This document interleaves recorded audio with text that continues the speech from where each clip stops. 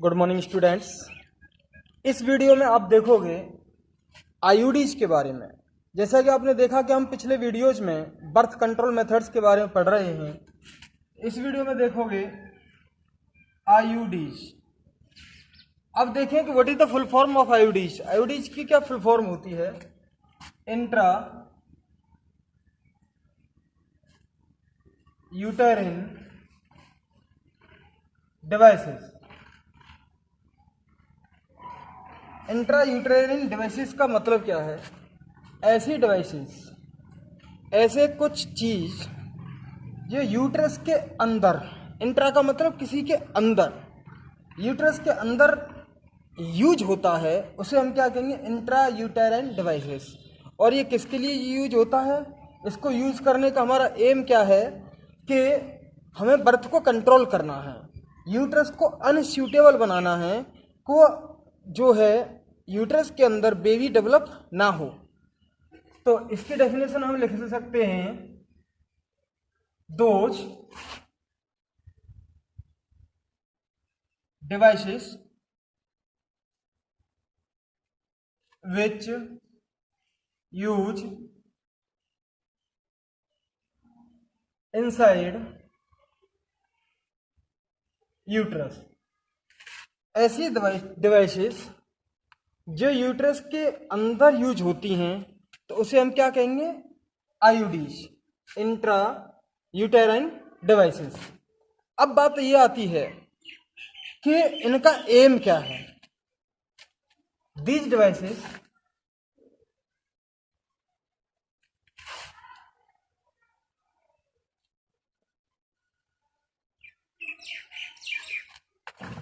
helps in birth control.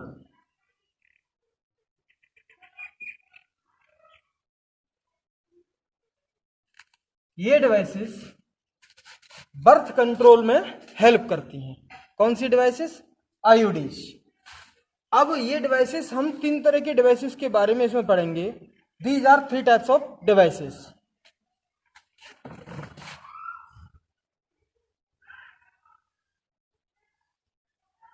IUDs are mostly three types. IUDs जो होती हैं, तीन तरह की डिवाइसेस होती हैं। अब हम पहली वाली डिवाइसेस के बारे में देखें तो पहली वाली जो डिवाइसेस है वो नॉन मेडिकेटेड डिवाइसेस है।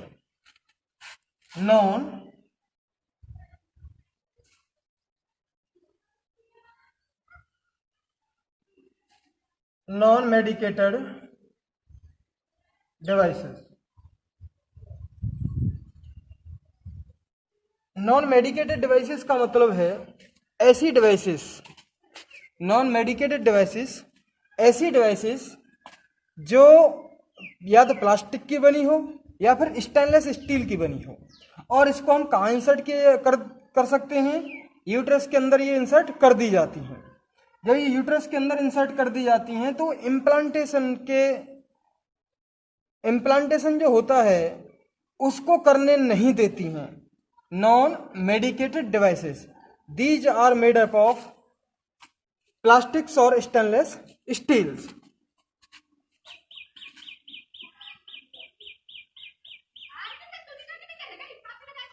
These are made by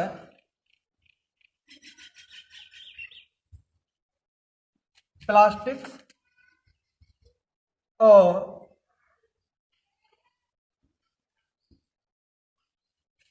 stainless steel. ये डिवाइसेस जो हैं प्लास्टिक की बनी होंगी और स्टेनलेस स्टील की बनी होती हैं। जैसे हमारा ये डायग्राम आपने देखा होगा,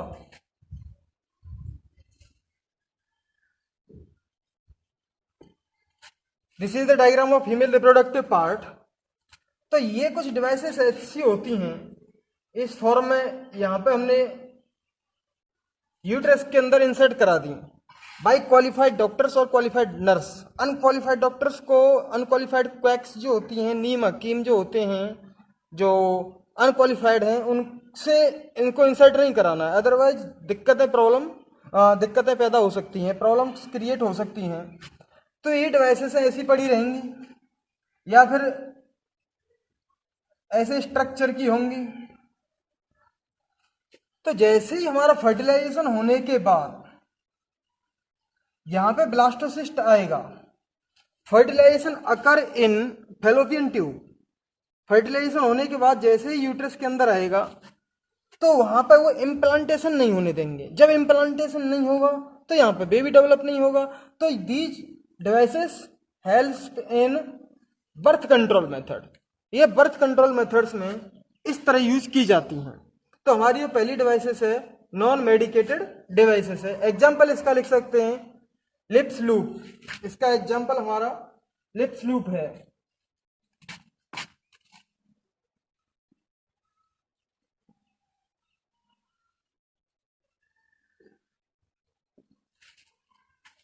ये नॉन मेडिकेटेड डिवाइसेस होती है जो प्लास्टिक या फिर स्टेनलेस स्टील की बनी होती है। अब दूसरी वाली जो डिवाइसेस है वो हमारी कॉपर रिलीजिंग डिवाइसेस आएगी।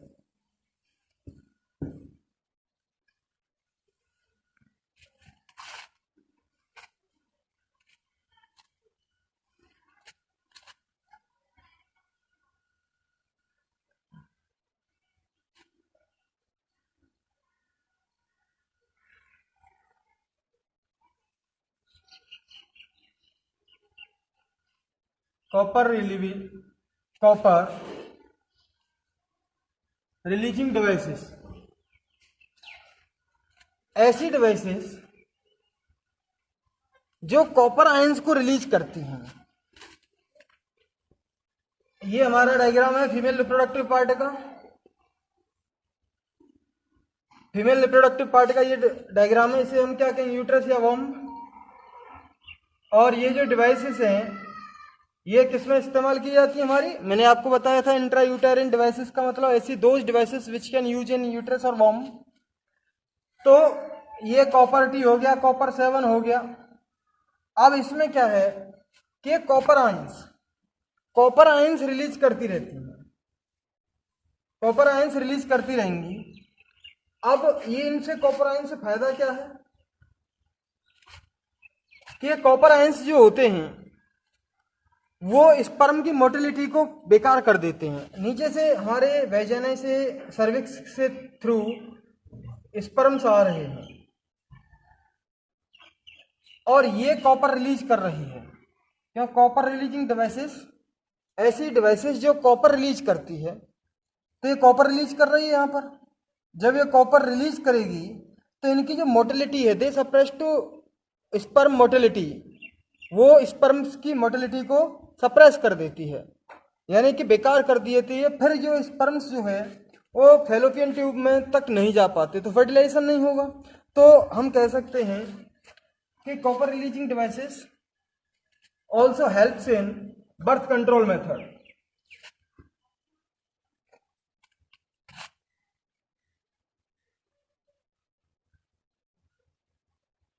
These devices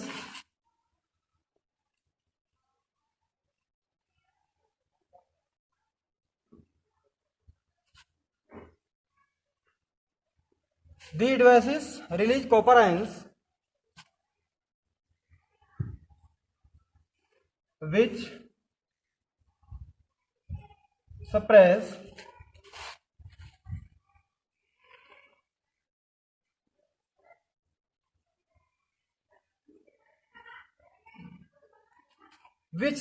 sperm's motility. Therefore,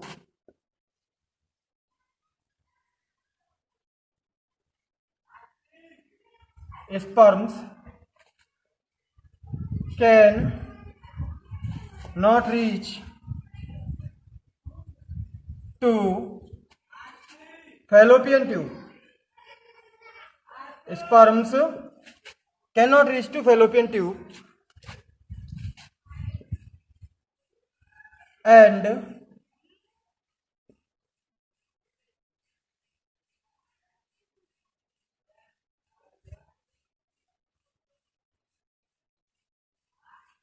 fertilization will not occur।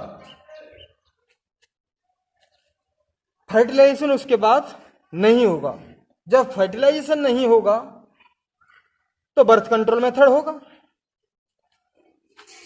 Example इसके copper 7, copper T, copper releasing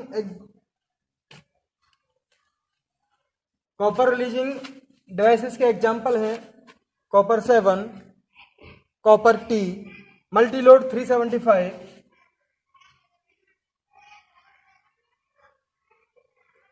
Multiload 375, etcetera etcetera. तो these devices also helps in birth control method।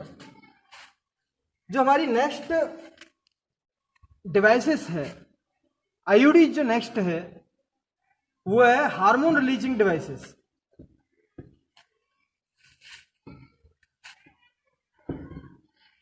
Hormone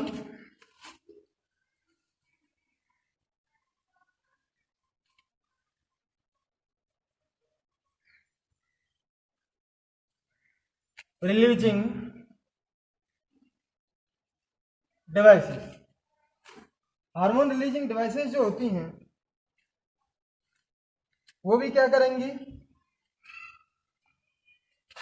hormone release करती हैं और unsuitable बनाती हैं implantation के लिए। Uterus को इम्प्लांटेशन न हो सके, these are third type devices. Hormone releasing जो डिवाइसेस हैं ये हमारी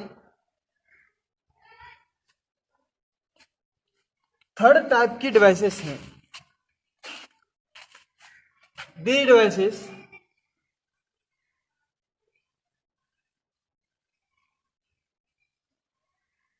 release hormones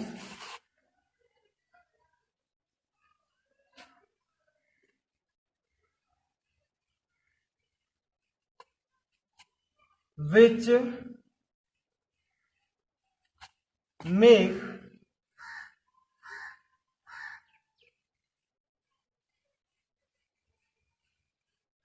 unsuitable for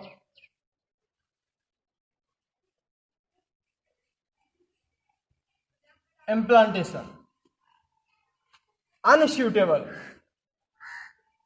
implantation के योग्य नहीं रहने देती, अनसूटेबल कर देती हैं। तो ऐसी डिवाइसेस जो हार्मोन्स रिलीज करती हैं और यूट्रस को इम्प्लांटेशन, यूट्रस के अंदर इम्प्लांटेशन नहीं होने देती, तो ऐसी डिवाइसेस को हम क्या कहेंगे, हार्मोन रिलीजिंग डिवाइसेस। इसका जो एग्जाम्पल है, एग्जाम्पल हम देख सकते हैं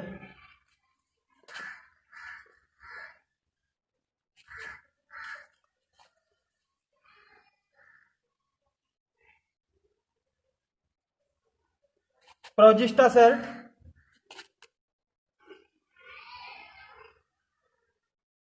LNG-20। These are the some examples of hormone releasing devices। So now here we can study to IUDs। As you know that there are three types of IUDs। First is non-medicated IUDs, second is copper releasing IUDs and third is hormone releasing IUDs। तो ये हमारी तीन तरह की IUDs थी और इनका सबका जो एम था, what are the aims of IUDs? The main aims of the IUDs आर helps in birth control। IUDs helps in birth control। Birth control में हेल्प्स ये करती हैं। अब मिलते हैं आपको नेक्स्ट वीडियो में। Thank you very much for watching this video.